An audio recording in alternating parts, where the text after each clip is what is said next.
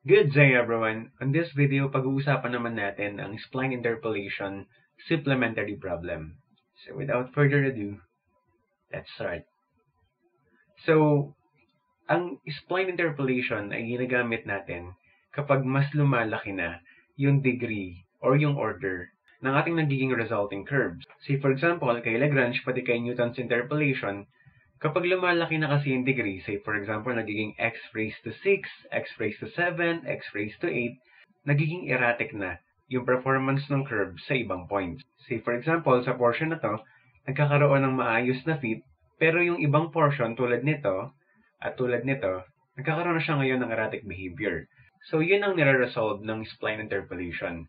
Dito kasi, sa spline interpolation, nililimitahan lang natin yung order or yung degree ng ating curve. Say for example, sa specific na gagamitin natin, gagamit tayo ng tinatawag na cubic spline interpolation. So, ibig sabihin, ang pinakamataas lang na degree ng variable na gagamitin natin ay raised to 3. But, in a way, na we will still use the dataset or lahat ng dataset. Diba?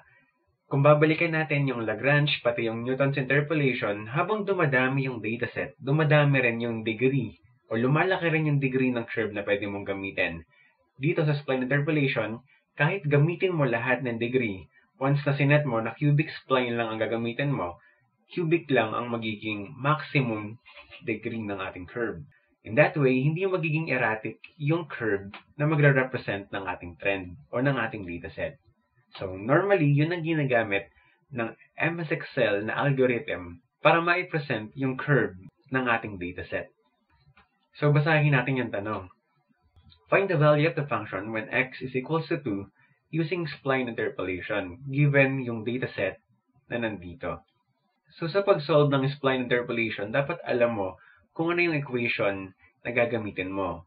So, dun sa primary video nito, diniscuss ko yung derivation kung paano nila nakuha yung cubic spline interpolation equation. So, nakalagay yun sa ating lecture material.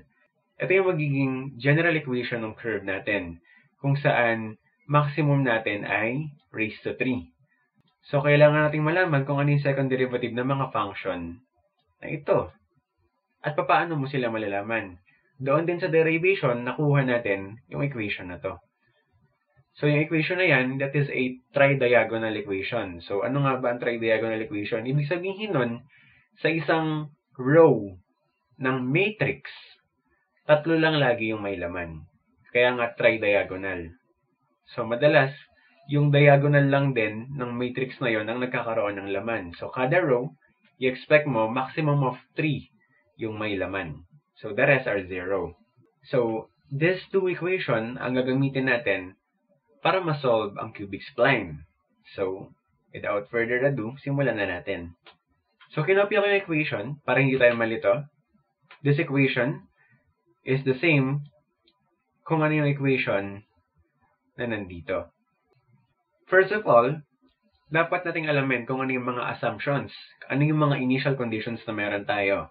So, kapag dating sa spline interpolation, initially lagi yung una at huling point mo, ang second derivative nila ay 0. So, ibig sabihin, this one, f double prime of 1 is 0. Tapos, yung f double prime of 4 is unknown. As well as f double prime of 6 and f double prime of 10. And then, yung f double prime of 13, dahil siya yung dulo, 0 din siya. Therefore, meron tayong tatlong hinahanap. So, kailangan natin ng 3x3 matrix. So, meron tayong 3 equation at meron tayong 3 unknown. Saan manggagaling yung 3x3 matrix na yon? Dito, sa particular equation na to. So, ang gagawin natin, pipili muna tayo. Sino si x sub k minus 1, x sub k, and then x sub k plus 1. So, dito, uunahin ko na yung 1. Therefore, siya yung magiging x sub k minus 1. Ito naman, yung sumunod naman, siya ang magiging x sub k. At yung x sub k plus 1, yun naman yung susunod sa 4. So, ganun lang kasimple. Ibig sabihin, sa susunod na pattern, ang magiging x sub k minus 1 natin ay 4, x sub k naman is 6, and then x sub k plus 1 is 10. At yung susunod, x sub k minus 1 is 6, x sub k is 10, and then x sub k plus 1 is 13. So, in that sense, meron tayong tatlo na equation. So, 1, 2, 3. So, yun yung mga bubuuin natin. Para yung tatlong equation na yun, meron tayong tatlong unknown. So, we have a 3 by 3 matrix. And that is solvable under matrix algebra. Kapag in-apply natin, so we have, sabi niya, 4 minus 1 all over 6. And then, multiplied kung ano yung second derivative ng f of x sub k minus 1. Ngayon, kung mapapansin mo, sino ba yung x sub k minus 1? Di ba siya yung 1? At dun sa initial conditions natin, ang second derivative niyan ay 0. So therefore, multiplied by 0. Plus, yung susunod na term, we have 6 minus 1 all over 3. Then multiplied kung ano yung second derivative ng x sub k, which is unknown. Therefore, we have f double prime of 4. And then yung susunod na term, plus 6 minus 4 all over 6. Then, multiplied again by the second derivative of x sub k plus 1, which is also unknown. Yung nasa right part naman ng equation are also given. Halimbawa, yung f of x sub k plus 1, yung x sub k plus 1 is 6.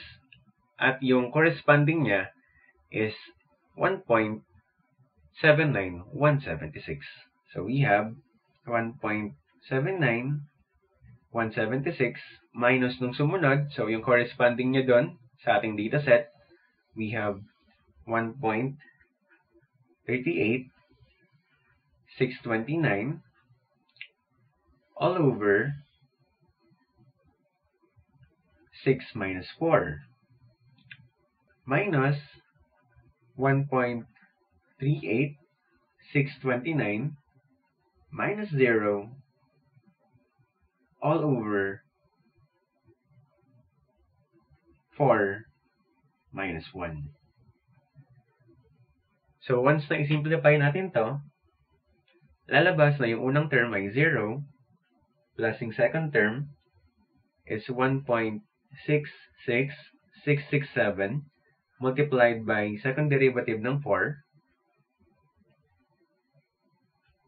plus yung third term is 0.33333 multiplied by f double prime of 6,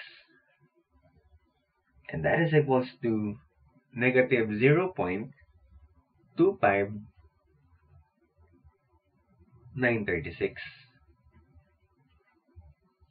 So this is our first equation. So equation number 1.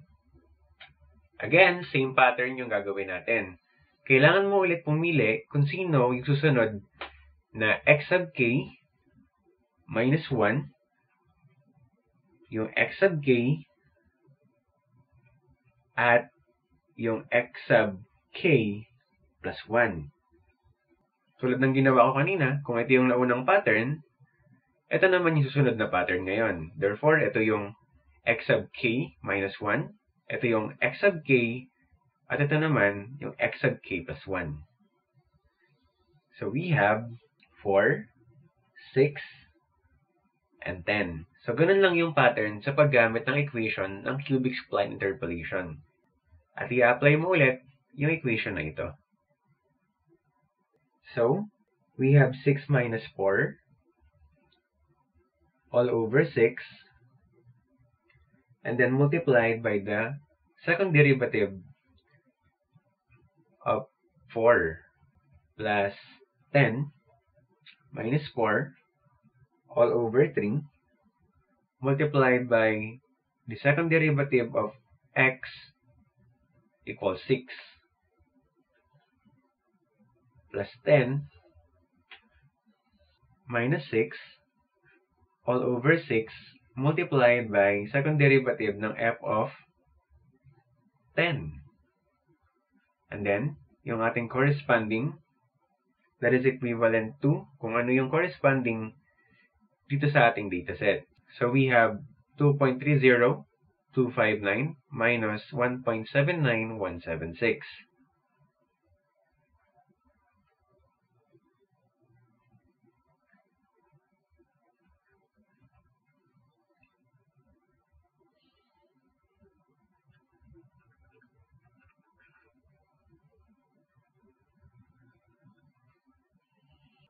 All over 10 minus 6 minus 1.79176 and again minus 1.38629.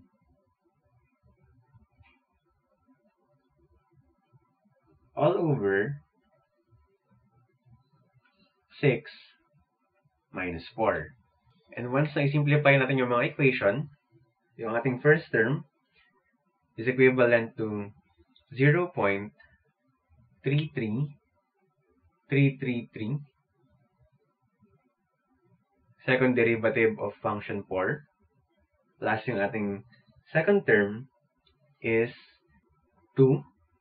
Second derivative ng function 6 plus yung third term is 0.66667. Second derivative ng function 10. And that is equals to negative 0.07503. So that is our second equation.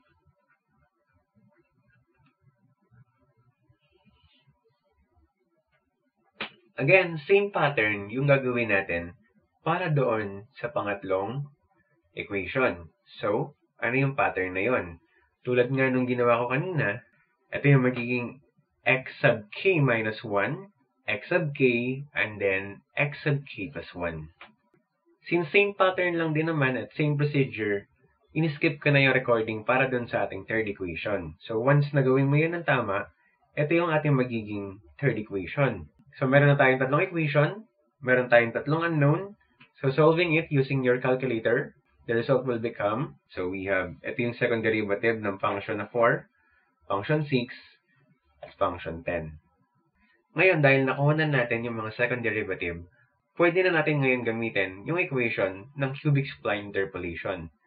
Since nga itong mga second derivative na ito ay known na.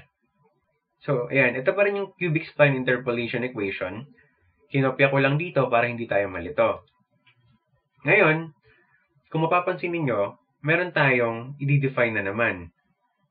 So, we have x sub k, and then we have x sub k plus 1. So, simple lang ang pag-define nito. Dahil hinahanap sa atin yung value at x equals 2, dapat yung x sub k at yung x sub k plus 1, dapat in between nila yung hinahanapan na value ng x. So, sino nga ba ang mga magiging candidate? Dahil x equals 2, so magiging candidate sa atin is yung 1, pati yung 4. Again, take note, dapat in between nila. So, kung ang x is equals to 5, ang magiging x sub k natin is yung 4, at yung magiging x sub k plus 1 natin is 6. Dahil in between nila yung 5. So, hopefully malinaw. So, x sub k is equals to 1. And then, x sub k plus 1 is equivalent to 4. So, meron pang h sub k. Kung pinanood ninyo yung derivation, ang ibig sabihin ng h sub k is just the difference of x sub k plus 1 minus x sub k. So, lumalabas na yan ay simply 4 minus 1. So, again, kapag tinanong yung second derivative ng x sub k plus 1, so titignan mo, ano nga ba ang second derivative ng 4? So, ito yung magiging value nun. So, therefore, ito pala ay equals dito. Susunod naman, ano daw yung second derivative ng x sub k? So, yung x sub k natin is 1. At kung maaalala ninyo, ang value ng kanyang second derivative ay 0. So, therefore, ang value ng x sub k natin is 0. And then ito, yung mga corresponding value based doon sa given natin na dataset. So, ito yun. It's either ito o ito. So, once na-fill up natin yung equation na to, lalabas na, and so, ni-skip ko na lang ulit yung pagsulat para mas makasave tayo ng time.